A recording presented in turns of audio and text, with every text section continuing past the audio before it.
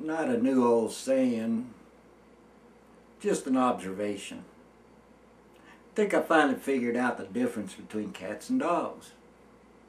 A dog will maneuver under your hand to get you to pay attention to that perfect spot, and if you let him, you'll stay there for hours.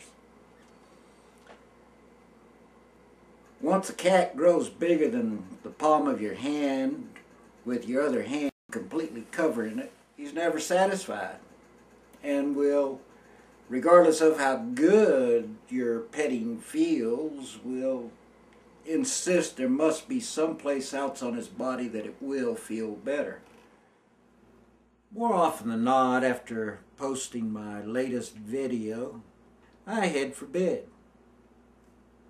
and am awakened in the middle of the night with at least the theme, if not the substance, of my next post. Not this last time. I couldn't fall asleep.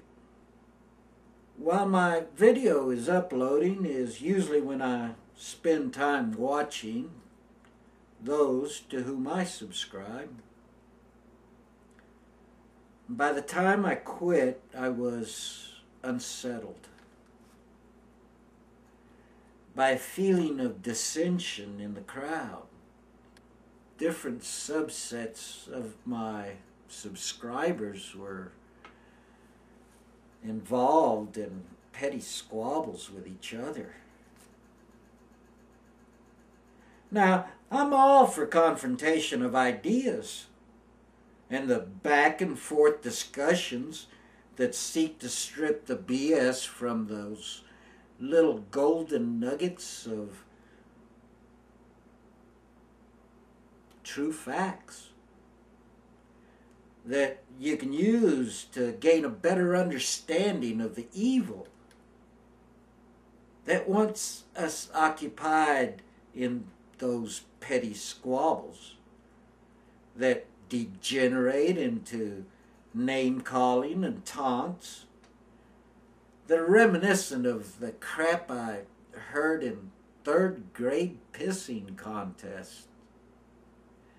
We are better than that. So recently YouTube told us they were going to start downgrading the popularity of videos if certain moral standards were not met.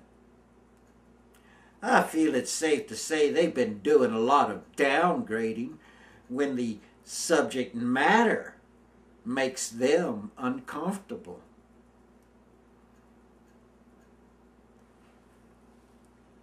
I wrote my first poem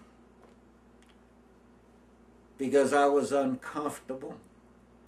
Pop had just turned me on to Gandhi, gave me a couple of books about him, and I couldn't quite wrap my head around the concept of reincarnation. First time I'd even heard about it. Reckon I was about 14. So I sat down and I wrote my first poem. The shadows, lightly falling, crept upon me, slow and still. Feelings began to leave me against my straining will. To live was all inside me. I was fighting for my life. But no, dear God, let me die, for life is just a pain-bringing knife. I fell into sleep, but dreamt not, for to dream would have made it longer and more unbearable. I know not when I awoke, time was non-existent. It's dark and still in my little room. Then for my life I begin to fight.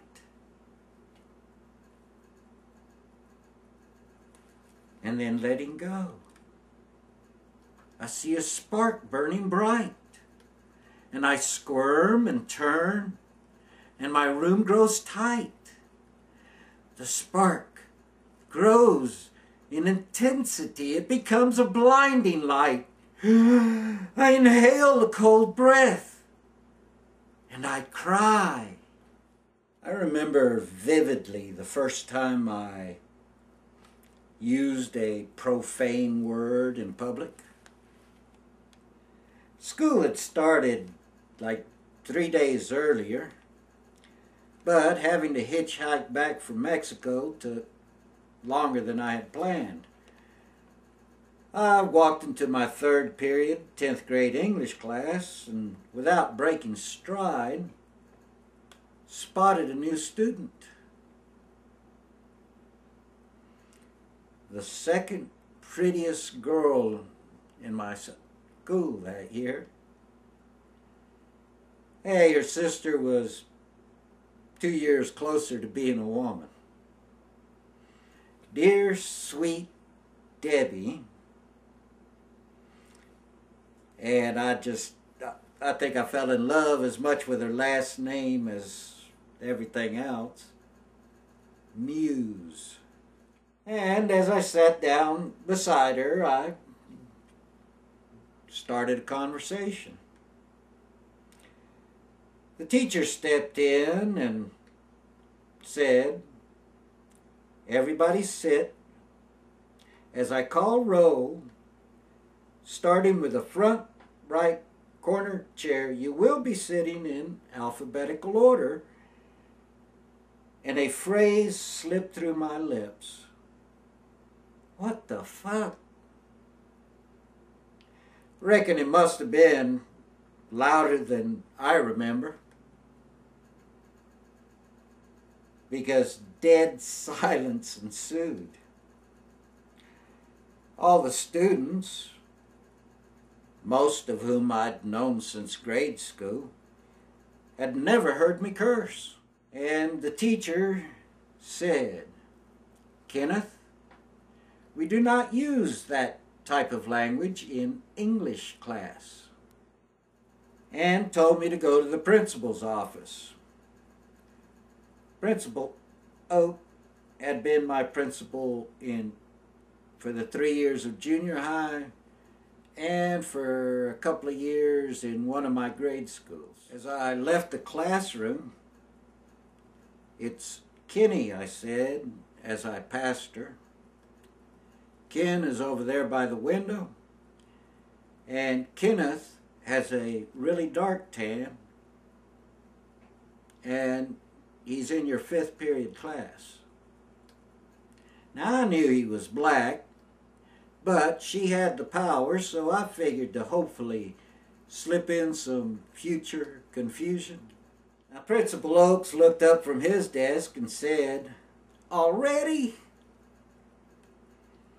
I hear you just got back today from Mexico."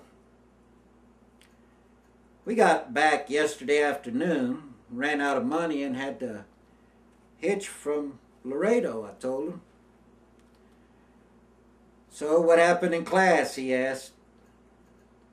I explained that I hadn't sat in alphabetical order since the 5th grade. Up front if they wanted me to engage, in the back if they wanted to use me as a resource, or in the library if they didn't want to deal with me at all. And trust me, I spent a whole lot of time in the library. So he just sent me back to class, and as I walked in, I looked, and Debbie was still sitting in the same seat, and the seat I had vacated was still empty. So I went, sat down, teacher acted like nothing had ever happened, and I went along with it. And I wrote my second poem in Spanish, since it was a love poem. And yes, I gave it to her. Contrary to common belief, being a geek and a nerd doesn't mean I was socially inept. Quiero canto, que te quiero, pero no puedo, no me puedo cantar. Querida, qué linda tu cambia. Igual tu soñar, qué tiempo, mi suerte, si primero que mi muerte, que contigo bailar.